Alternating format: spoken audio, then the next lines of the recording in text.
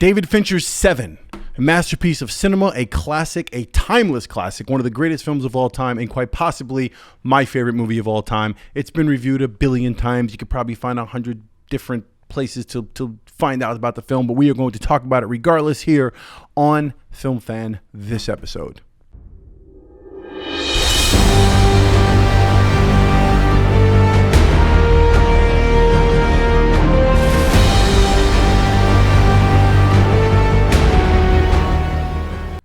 Welcome to Film Fan, my channel where I discuss all things movie related and my passion for film. So if that is also your thing, feel free to hit the subscribe button below and join me on my channel. Now, before I begin this review of sorts, I kind of want to start by talking about how I'm actually going to do the review, and I want to give a slight advisory for people who have never seen the film. I want to be sensitive to the idea that if you haven't seen this, there are certain things that I could say while I do the actual review. If I start talking about a few things regarding just the script and talking about the story and the characters, I could quite possibly spoil some things, and I'm really one of those people, when I tell someone to see a film, I want them to experience it the way it should be experienced. And the best way to do that, especially with a movie like this, is to just watch it from beginning to end with nothing more than the basics. So that is what I'm going to give you. So my advisory to you is, if you've never seen the movie Seven before, go ahead and watch this review, then like this review, and then go ahead and try to watch the movie as soon as possible. Do not Google it. Do not Wikipedia it.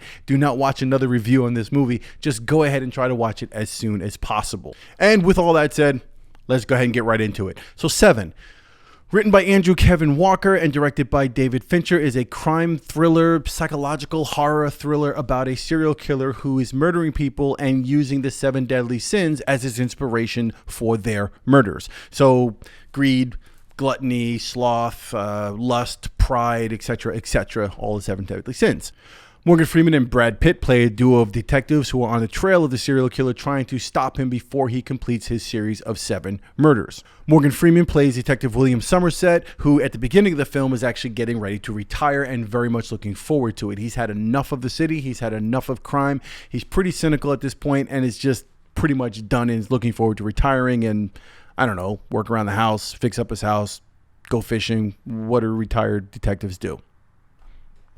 Brad Pitt, on the other hand, plays Detective David Mills, who recently transferred to the city with his wife, Tracy, played by Gwyneth Paltrow. They're trying to adjust to this new city, and although David Mills is not a rookie, he is a younger, sort of ambitious cop who believes he's going to make a difference on the force and is going to change the city, and he's a little more optimistic than his partner, Detective Somerset. Thanks to the script and Morgan Freeman and Brad Pitt's performances, you never feel as if this is a forced relationship. You don't feel as if the dialogue is kind of superfluous or any of the scenes are superfluous and they're just trying to get you from one place to another in the movie.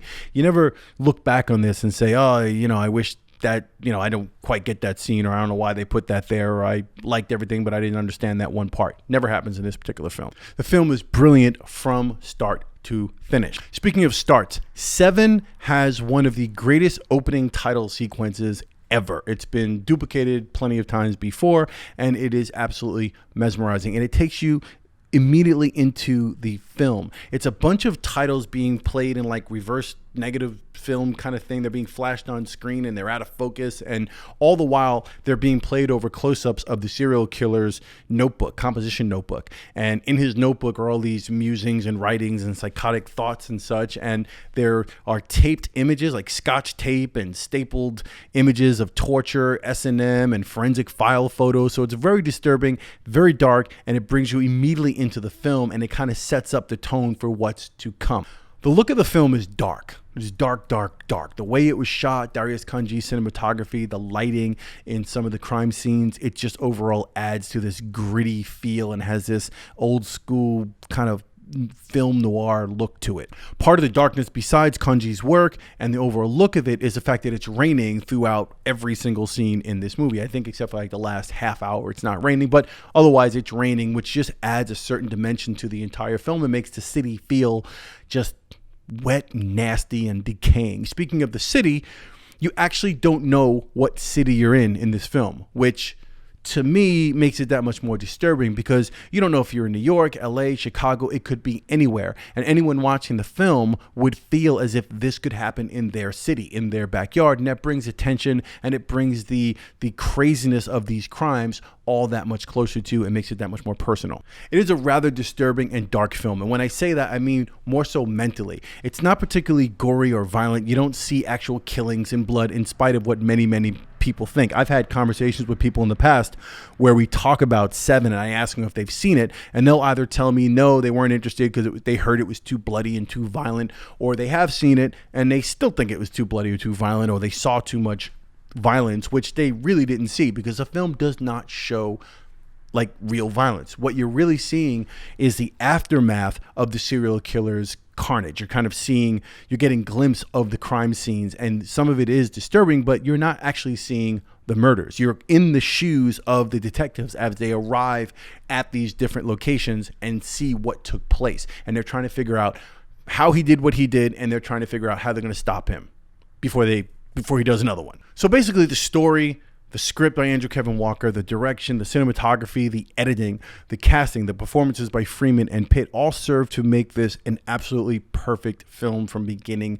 to end. It is just one of those things. Most films, if you can get 2 or 3 of those things right, you pretty much have a good film. Seven nails every single one of them, again, from beginning to end. And speaking of endings, Seven has one of the greatest endings in the history of film. I know I keep saying in the history of film, one of the greatest, but it's true, and it applies to so many different aspects of this film. But the ending of Seven, specifically the last half hour, is absolutely, like, the tension there is mind-blowing. And then the last 4 minutes of this film, you will never in your life forget, and your mouth will drop. It is that good. When it comes to endings, actually, let me know in the comments below some of your favorite endings in films and ones that you think belong in that Hall of Fame when it comes to great classic endings. So there you have it, Seven. One of the greatest films of all time, and as I said at the start, probably my favorite film of all time. If you have seen this movie before and you feel the way I feel about it, go ahead and let me know in the comments how you feel.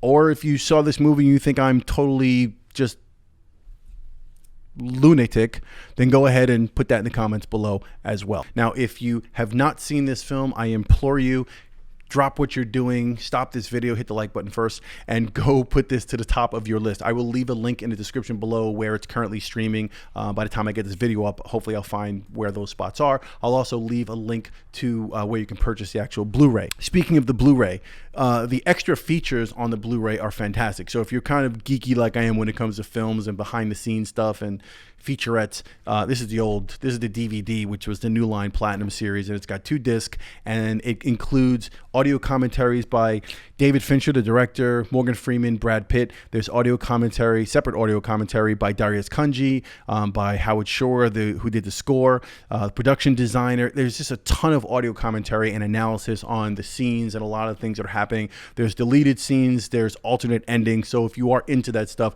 the Blu-ray is definitely worth owning and putting in your collection. So that's it for me here on Film Fan. If you like this video, go ahead and hit the like button there. And again, if you're into film related conversations and talk about movies, go ahead and hit the subscribe button and join me for future reviews. In the meantime, since we're not able to go out and see new movies, go ahead and find something you haven't seen in a long time, or watch something you've never seen. Try to remember something. If a movie's 25 years old, 50 years old, 2 weeks old, if you've never seen it, it's brand new. So go ahead, watch a movie, lose yourself in movies, find yourself in a movie, and just love the movies. That's it from Phil Fan. I'll see you on the next one.